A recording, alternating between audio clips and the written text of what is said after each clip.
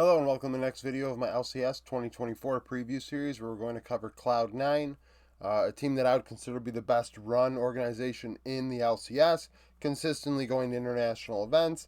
Now, are they competitive at those events? That's another story, but they get there, and in the end, the first step to even possibly ever making a run at an international event is having a seat at the table.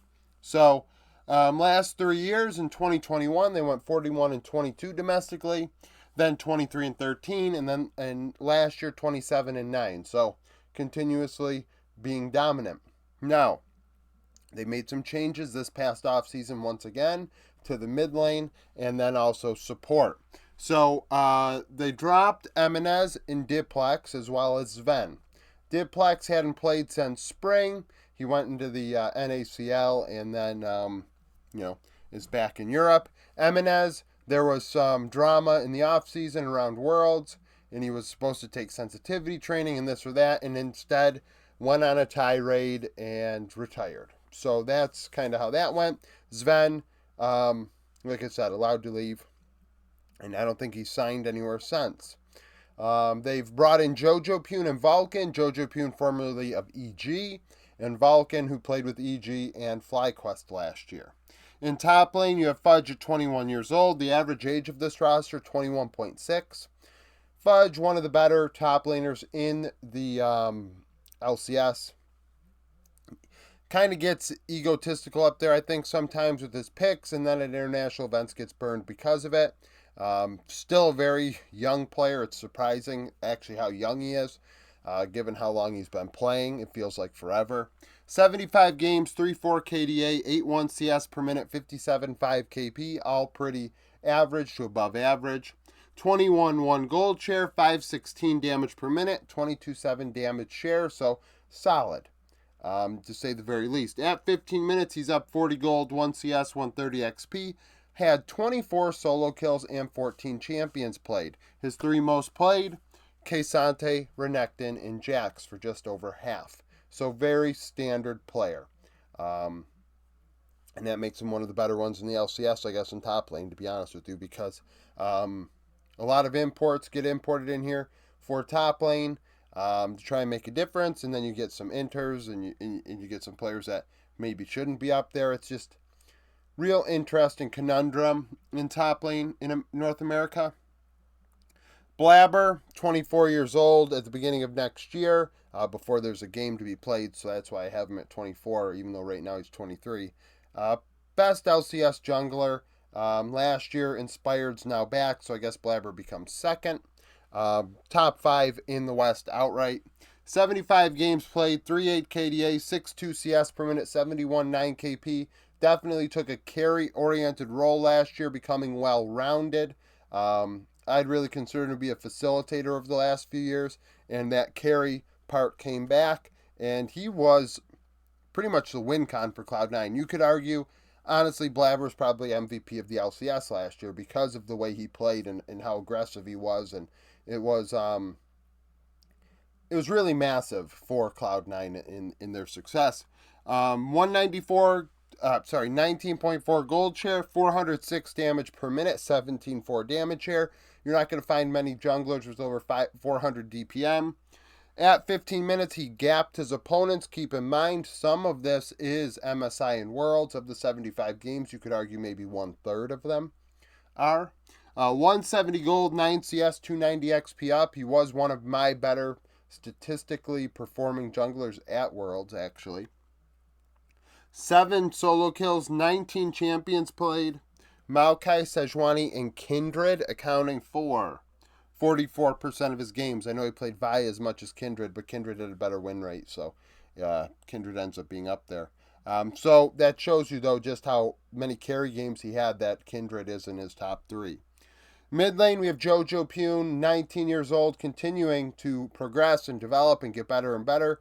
When he goes over to Korea to boot camp, he is in challengers level in solo queue. He I think even may have peaked top 10, which a lot of people want to say, North American talent isn't a thing. And for the most part, you could say that. But Jojo is an exception. He is excellent. He is world class, and he will be world class throughout his career. 54 games played, 3 KDA, 88 CS per minute, 71.6 KP, 23 gold share, so a high gold share out of the mid lane. Last year, Eminez was very coin flip. Sometimes it was feast or famine, essentially. Either he inted or he did extremely well. And this year, I expect Jojo to be a little more consistent and give them some better results. 663 damage per minute, 29.3 damage share. He led the way for EG in the damage department. At 15 minutes ahead, 290 gold, 6 CS, 20 XP domestically, only 6 solo kills, so took a little more of a passive approach last year in the solo kill department. 17 champions played. Ari, Jace, Tristana accounting for half. So there you go, Jace and Tristana in your top 3. I would say you're carry oriented. Bot laner, Berserker.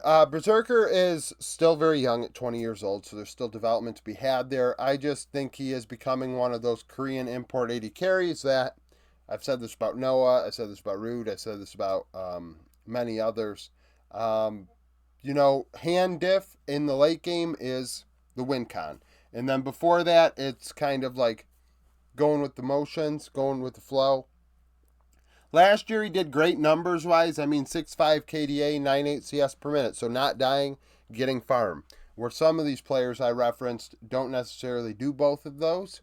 66.2 KP, 24.6 gold share, 615 damage per minute, 26.1 damage share. So that 26% damage share goes to show you that Eminez got a good chunk of damage for the team. Blaber as well. I mean, that's 40% in the top lane, 66% there.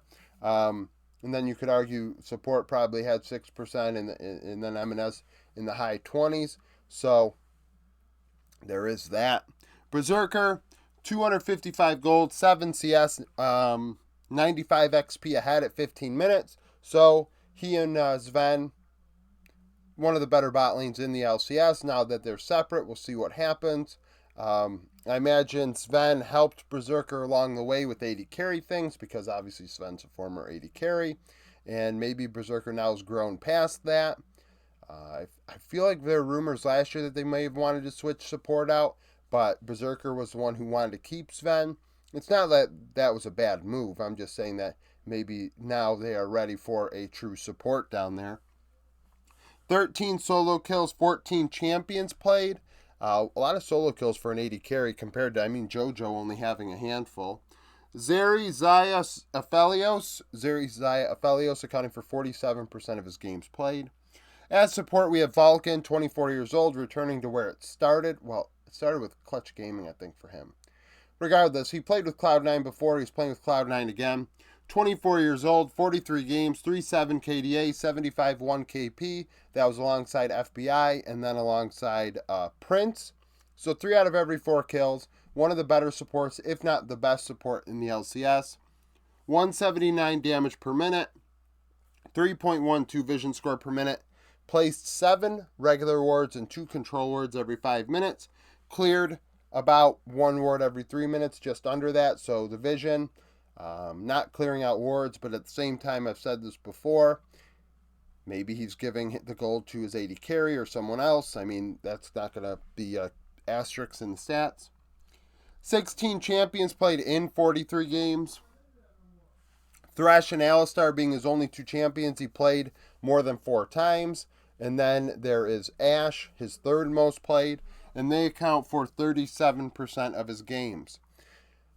Coach, Mithy. Mithy had coached C9 in the past. He's doing it again. 90 and 35 in the LCS and in LEC as well, in individual regular season games. In playoffs, he's 48 and 25, and then internationally, 27 and 34. So a very good coach. Former G2 player alongside Sven, former support. So I imagine this team, once again, will be towards the top of the LCS. Some people calling it out and saying that they think they could go undefeated. I don't know about that, but I think that it should be a team that we see at Worlds from North America. That's it for this video. Thank you for watching. If you liked the video, like it. Subscribe to the channel for daily League of Legends content. Follow me on Twitter, join the Discord, become a YouTube supporter, and hope to see you again tomorrow.